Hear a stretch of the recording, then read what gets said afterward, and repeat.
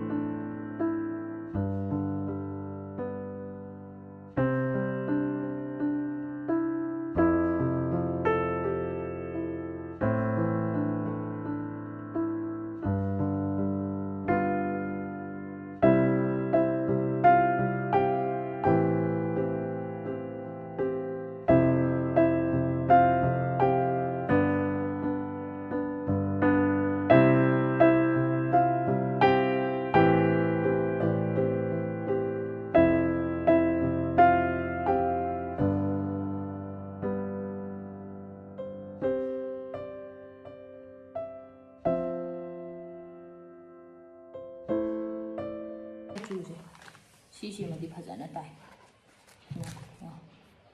green orange purple pink and sky blue सी मंगा सिंदी फजना कलर तारे ngसाइगे इन मिक्स तौगिबो कलर सिंदो व्हाइट का ब्लू का येलो का red colour orange green purple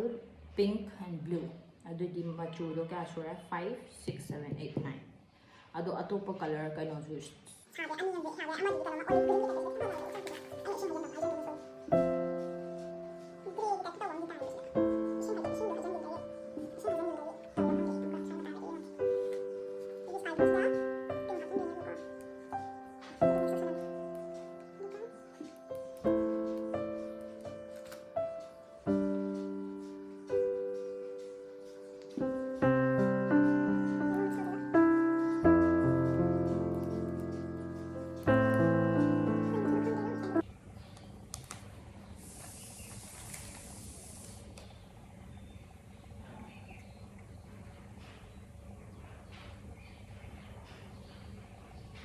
तो ग्रे माले ग्रे की टाइप तौम ताई सुम हाना कंसला काने ओलिव ग्रीन की टाइप तौबेको ꯑꯗꯣ ꯑꯩꯅ ꯃꯆꯨ ꯃꯤꯛꯁ ꯇꯧꯕꯁꯦ ꯀꯩꯅꯣ ꯇꯧꯕ ꯃꯥꯜꯂꯦꯕ ꯍꯦꯟꯖꯟꯕ ꯑꯃꯅ ꯍꯦꯟꯖꯟꯕꯤ ꯊꯣꯛꯈꯤꯕꯒꯨꯝꯕ ꯃꯥꯜꯂꯦ ꯑꯗꯨꯗꯨꯅ ꯁꯨꯃꯥꯏꯅ ꯒ꯭ꯔꯦ ꯃꯆꯨꯁꯨ ꯇꯥꯏ ꯑꯗꯨ ꯃꯆꯨꯁꯦ 1 2 3 4 5 6 10 मचू 10 सेंबा यारे सी मचू मरी हिना अदुना सिसे नोट तौसनबिहरो हाइदि हयें दरका ओरकांदा हाइदि मचूगुम्बा लैतबा नत्रगा सी खतंग लैरगा पिंक गुम्बा सानिंगे खलो रेड का व्हाइट का मिक्स तौसलगा दुम पिंक सा यारे अदगी येलो का ब्लू का दि लैरगा ग्रीन दि लैत्रगा दि येलो का ब्लू का मिक्स तौरगा ग्रीन सा यारे अदगी कलर दो हाइदि इमरजेंसी की मतमदि यूज तौबा यानी नको अदुना सिगिसे सुमाइन तौबा यारे अदो सिगिसे लोरसे सिगिसे लोशलसे अदुगा आई जी अनु सारकेको असी तौबा लोरे सि लोशलसे दुगा सिगिसे सिगि खितंग साइड तौथोगा सिदा मु सासे सिदा येसे आइना येसे दिनते लरसु सीजे कोई ना उसने ये किया सीजे से ये से तो ये से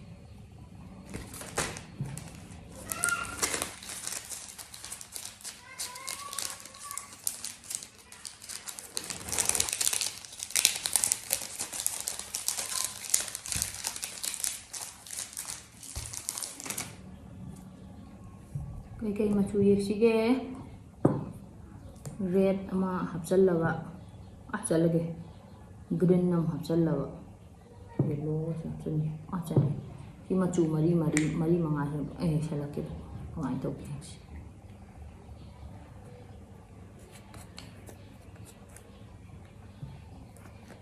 मचू अमंगे तुरी अमंग थम दुम फाने ये यामना ना